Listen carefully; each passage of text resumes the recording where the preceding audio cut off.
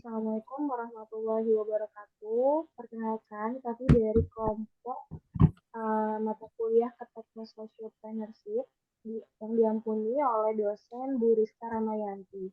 Di sini kami akan menjelaskan tentang deforestasi di Indonesia. Sebelum itu, perkenalkan nama saya Nurul Finana Dewati dengan NIM 221088018 dan rekan-rekan saya.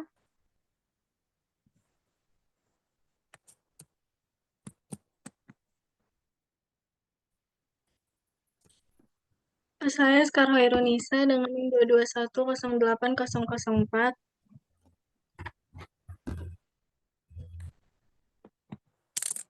Saya Hairunisa dengan NIM 221080.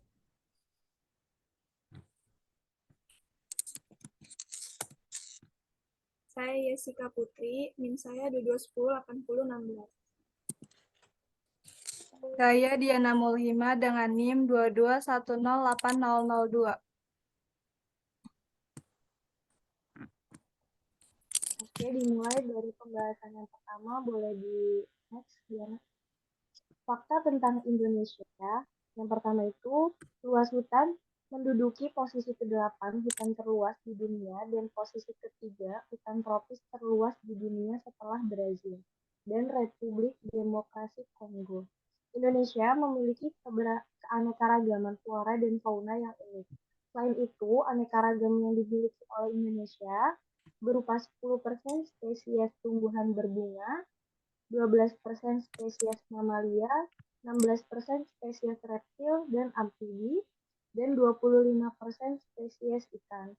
Selain itu, di Indonesia juga memiliki pemanasan global yang menyumbang emisi gas karbon ketiga setelah negara Amerika Serikat dan negara Tiongkok sekitar 80% yang disebabkan oleh pembakaran hutan. Selanjutnya akan dilanjutkan oleh rekan saya, Seperti Indonesia. Terima kasih sebelumnya untuk Nurul Vina. Selanjutnya akan saya jabarkan tentang tingkat deforestasi hutan di Indonesia di tahun 1985 sampai 1998 melampaui sampai 1,6 sampai 1,8 hektar di setiap tahunnya. Angka deforestasi yang tinggi setiap tahunnya akan menyebabkan hilangnya lahan hutan secara besar-besaran yang berdampak negatif pada keberlanjutan lingkungan maupun kehidupan sosial yang mampu menimbulkan efek buruk secara langsung maupun berdampak pada masa yang akan datang. Kemudian pada tahun 2000 deforestasi meningkat sekitar 2 juta hektar. Data berdasarkan dari Kementerian Lingkungan Hidup dan Kehutanan bahwa pada masa Orde Reformasi hingga saat ini mengalami penurunan. Dapat dilihat pada tahun 2016 dan 2017 yang berada pada angka 0,48 juta hektar. Pembaruan data pada beberapa tahun terakhir yang bersumber dari KLHK bahwa dari data resmi menunjukkan pada tahun 2013 sampai 2014 bahwa deforestasi menurun di angka 0,4 juta hektar, yang mana tahun sebelumnya pada angka 0,73 juta hektar per tahunnya. Selanjutnya, di slide selanjutnya dilanjutkan oleh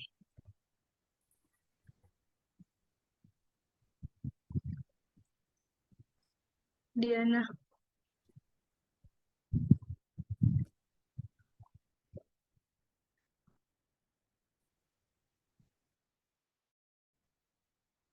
Diana, maaf masih di mute. Oke, makasih. Selanjutnya yaitu faktor deforestasi. Hak 1, hak penguasaan hutan. Hak penguasaan hutan. Lebih dari setengah kawasan hutan Indonesia dialokasikan untuk produksi kayu berdasarkan sistem tebang pilih. Banyak perusahaan HPH yang melanggar pola-pola tradisional hak kepemilikan atau hak penggunaan lahan. Yang kedua, hutan tanaman industri. Hutan tanaman industri adalah hutan yang ditanami dengan jenis pohon tertentu untuk tujuan komersial seperti kayu, kertas, dan karet. Hutan tanaman industri seringkali menggantikan hutan alam yang memiliki keanekaragaman hayati tinggi. Yang ketiga, illegal logging adalah penebangan hutan tanpa izin atau melanggar aturan yang berlaku. Illegal logging merusak hutan dan menghilangkan sumber pendapatan bagi masyarakat lokal. Yang keempat ada konversi lahan. Konversi lahan adalah perubahan fungsi lahan dari hutan menjadi lahan lain seperti perkebunan, pertanian, pemukiman, atau industri. Konversi lahan seringkali dilakukan tanpa mempertimbangkan dampak lingkungan dan sosial. Yang terakhir ada program transmigrasi. Program transmigrasi adalah program pemerintah untuk memindahkan penduduk dari daerah padat penduduk ke daerah kurang padat penduduk, terutama di luar Pulau Jawa. Program transmigrasi membutuhkan pembukaan lahan baru yang seringkali mengorbankan hutan. Selanjutnya dilanjutkan oleh Nisa.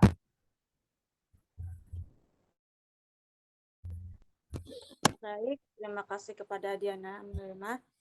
Di sini kita akan menjelaskan tentang dampak oleh deforestasi. Pertama, kerusakan lingkungan. Hutan sebagai habitat berbagai spesies tumbuhan, hewan yang menjadikan berbagai hutan amat penting untuk menjaga keseimbangan ekosistem. Deforestasi telah menyebabkan hilangnya tempat tinggal bagi spesies tertentu dan mengurangi keanekaragaman hayati. Yang kedua, dampak perubahan iklim.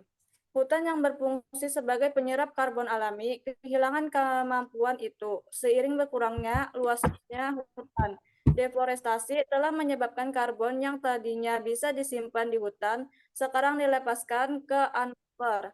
Akibatnya tentu ini yang tadinya yang mendorong terjadinya kecepatan perubahan iklim. Yang terakhir, masalah kesehatan. Akibat deforestasi, kemampuan hutan memasok air bersih berkurang. Implikasi berikutnya dan meningkatkan risiko terjadinya banjir dan tanah longsor.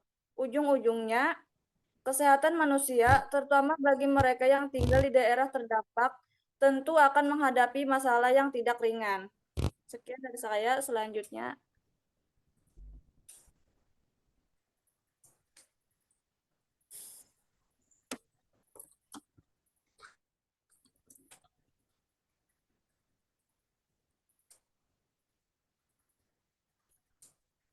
Oke, upaya mengatasi deforestasi.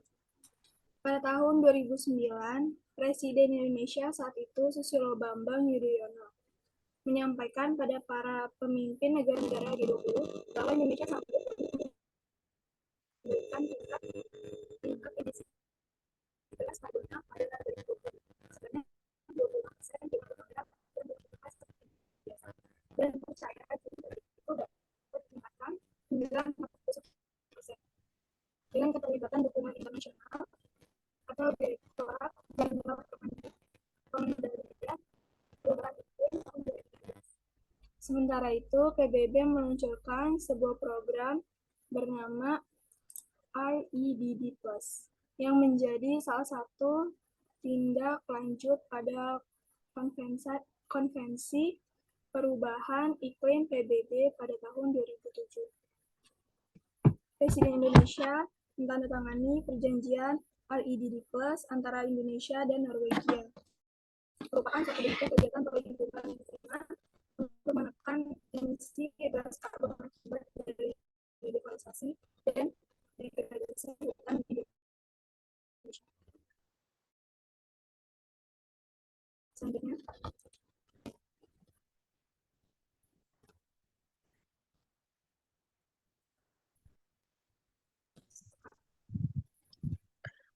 Telah diatur juga mengenai pengelolaan dan perlindungan lingkungan hidup yang terdapat dalam Undang-Undang Nomor 32 Tahun 2009, pemerintah Indonesia mengupayakan terhadap pelestarian lingkungan hidup. Secara garis besar, undang-undang ini berisikan upaya sistematis dan terpadu untuk melestarikan lingkungan, serta sebagai upaya pencegahan terjadinya pencemaran dan atau kerusakan lingkungan hidup. Hal ini tercermin dalam Pasal 1 Ayat 2 Undang-Undang Nomor 32 terpadu yang dilakukan untuk melestarikan fungsi lingkungan hidup dan mencegah terjadinya pencemaran atau kerusakan lingkungan hidup yang meliputi perencanaan, pemanfaatan, pengendalian, pemeliharaan, pengawasan, dan penegakan hukum. Sekian dari saya dan rekan-rekan saya. Terima kasih untuk Ibu Rizka dan teman-teman saya. Wassalamualaikum warahmatullahi wabarakatuh.